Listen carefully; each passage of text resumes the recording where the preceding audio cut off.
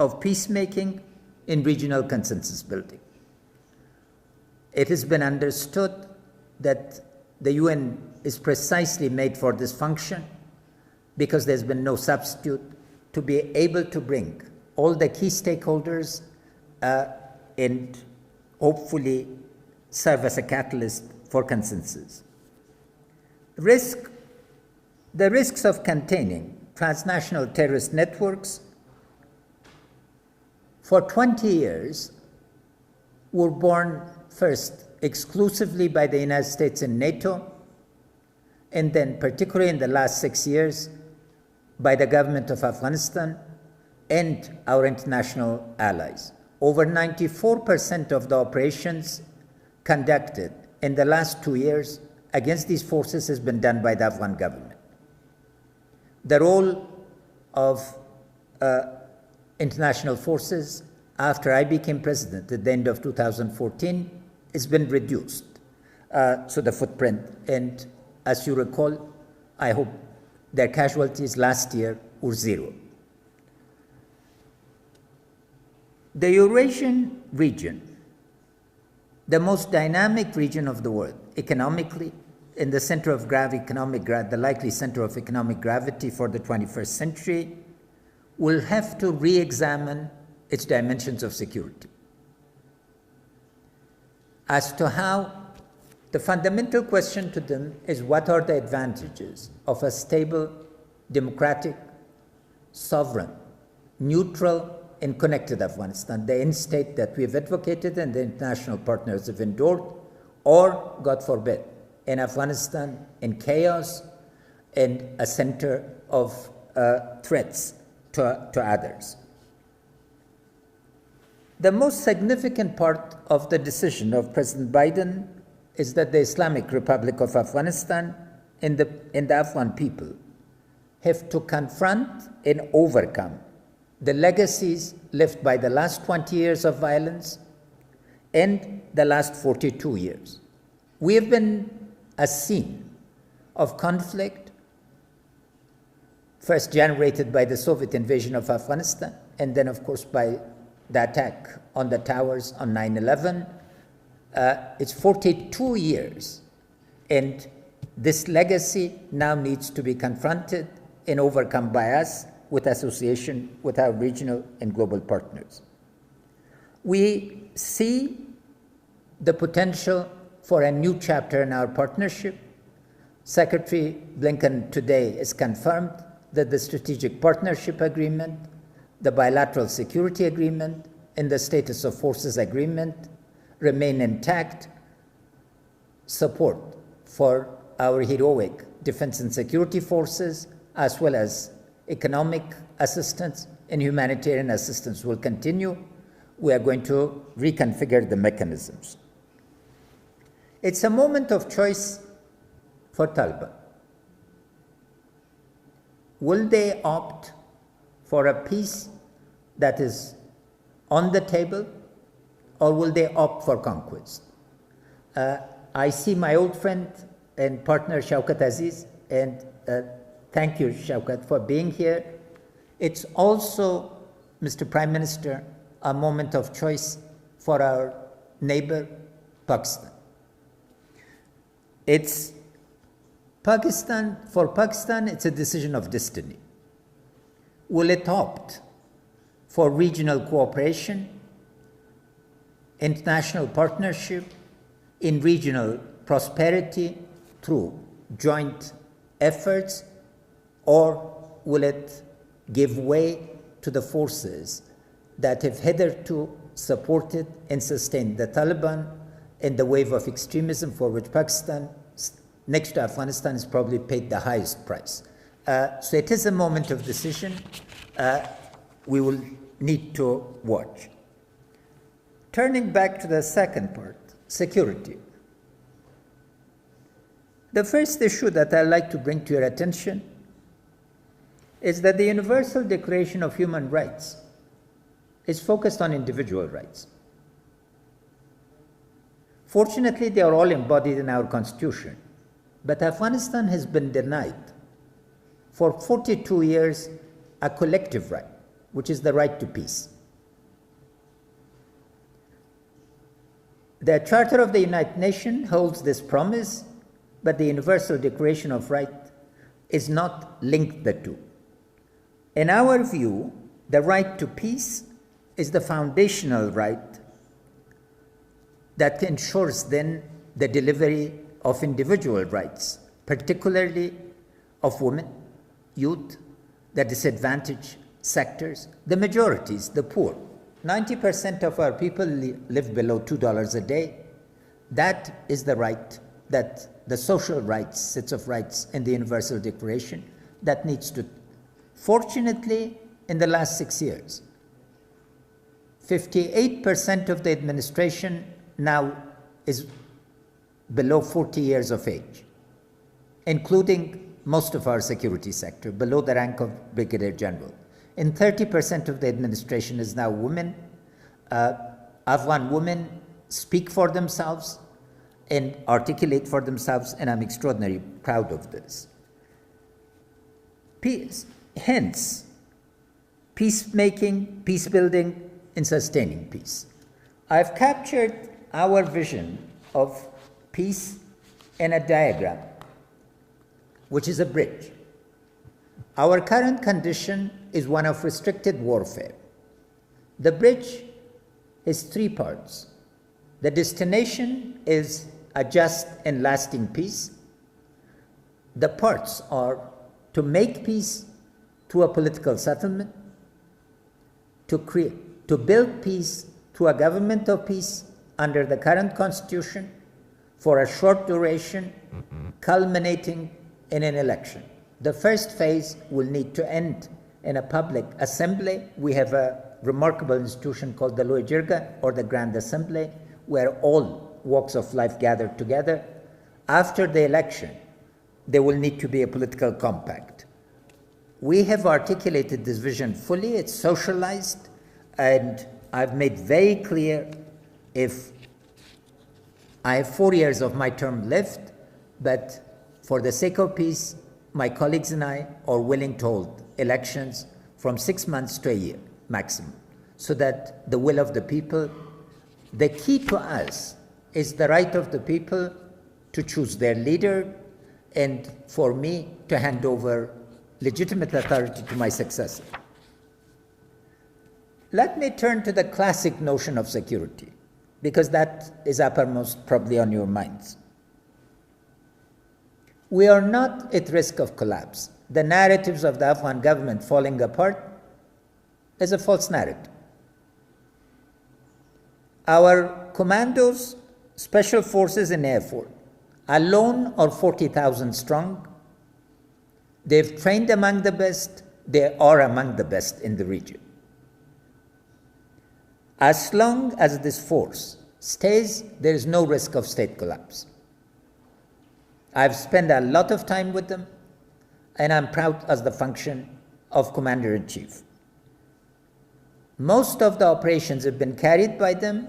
Now, they've all been brought into one command called the ANASOC, or the Afghanistan National Authority for Special Operations.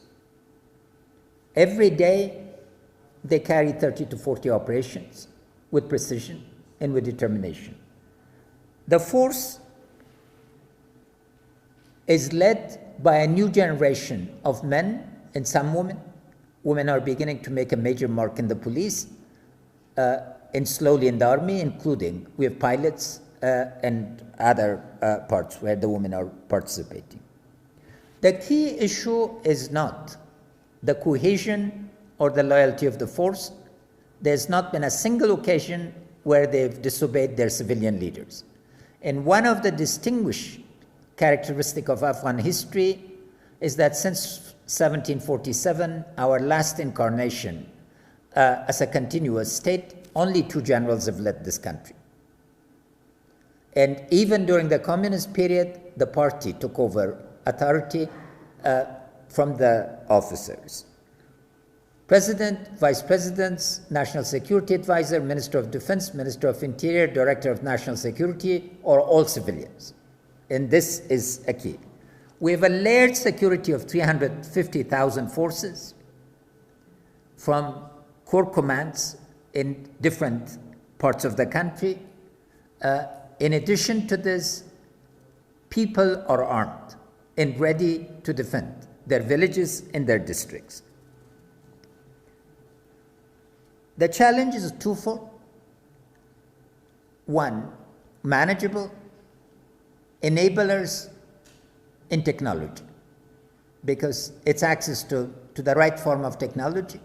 Fortunately, this year, our key civilian effort is digitalization of the economy, the society, and the government. And we have now the human capital. We're about 400 people with masters and PhDs, 120 of them alone from the Berlin Technical University. The other challenge is the nature of the war.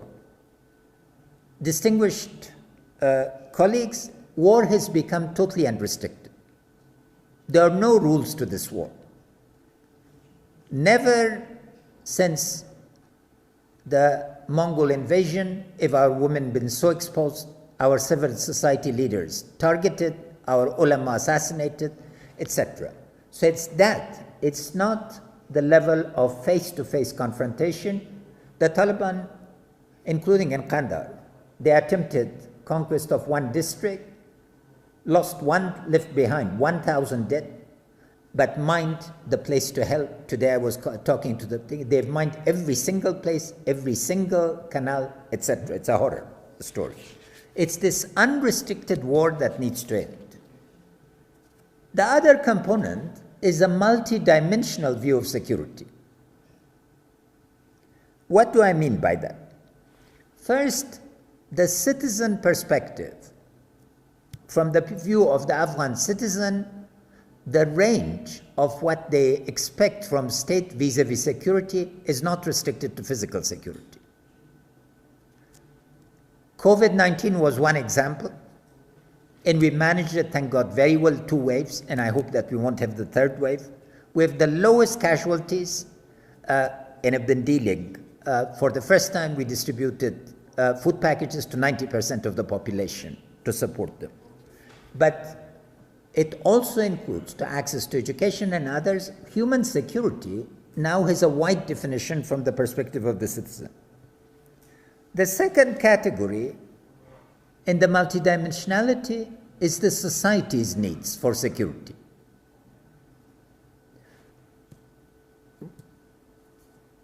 Being relatively good is not enough for them. So the right to movement is fundamental.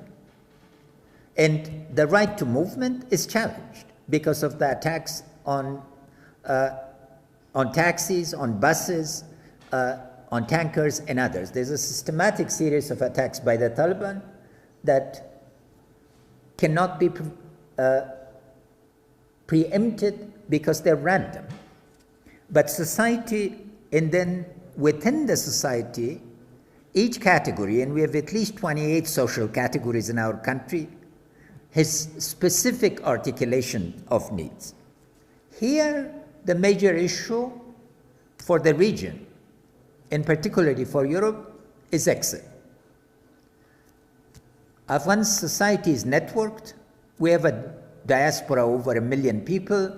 1 million people in Afghanistan can easily pack and move.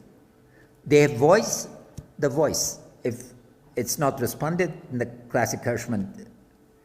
So the possibility of immigration from this poses a regional dimension of security. The other dimension of security is the needs of the market. Market is an ecosystem. The market cannot be summed up into the private sector. I've articulated this in a 10-dimensional frame to see the key components of the market. In the needs of the market, our society completely depends on supply chains and value chains managed by the private sector. The state is an asset, but they provide food security. Every district in Afghanistan, nearly 400 districts, is supplied by the market. And COVID again showed how effective this was and level of. The third thing is security from the perspective of networks. We have virtuous networks, civil society networks, the networks of ulama, the networks of women. Afghanistan is forming social capital as there is no tomorrow. There's just been a flourishing of social network. And these networks are regional. Every day, 100,000 people probably cross to Pakistan, 50 or 30,000 people cross to Iran, and there's a flow. We are a hub, a regional hub of flows that has existed for hundreds. The other part is the malign networks, because they are the most sophisticated. The drug network is probably one of the most sophisticated networks in terms of global integration, credit, and others. Related to this is because we are embarking. If Afghanistan is to deliver its potential, it needs mega projects of connectivity. The Turkmenistan, Afghanistan, Pakistan, India pipeline is one example. The railway from Uzbekistan and Tajikistan through Afghanistan to Pakistan as another. Kasa 1000, the power transmission from Kyrgyzstan,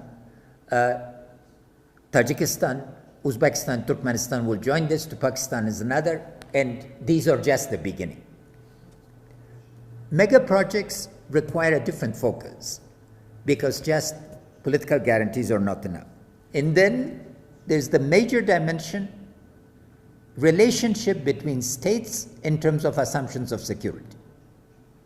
Afghanistan was seen till 6 years ago by Central Asia to be a source of poison. Today it's seen as a source of benefit, and Afghanistan is considered the 6th Central Asian member country.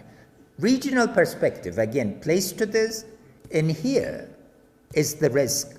One of the categories of risk that will need to be re-examined fresh is what would be the risk of transnational terrorist networks and transnational criminal networks, particularly to Eurasia. And heroin from Afghanistan has now made it to Canada. It's past Australia and others. It's only the Mexican cartel that's preventing it from getting to the United States. So those networks allow. Let me come back to the advantages so we have time for questions. What are some of our key assets, just in terms of location? Afghanistan is the shortest route between Central Asia, West Asia, and South Asia. Historically, Toynbee, the great British historian, coined the term called the roundabout, in contrast to a cul-de-sac. A roundabout is a place where ideas, people, and goods flow. For 2,500 years, if not 5,000 years, ideas, people, and goods have flown through us. We are also known as the Gate of South Asia or Gate of India, a crossroad, a land bridge. This spatial location turned into isolation only at the end of 19th century, giving rise to a buffer state. Today, for the next 300 years, our location is absolutely critical because the first industrial revolution, railways. The second industrial revolution, electricity and steam engine. The third, computers, and the fourth, digitalization, all. 2, we are the upper riparian for most of our neighbors. We provide the water. And now we are harnessing our water. In the next 3 years, Afghanistan has the potential of putting 1.3 million hectares of new land under cultivation and increasing this. It could again become a broadband. 3, it's a remarkable source of renewable energy. Solar in gigawatts, not in megawatts. Wind, 70,000 megawatts potential. Hydro, minimally 25,000. Geothermal, about 8 to 10,000. And as I said, solar is increasing by the day.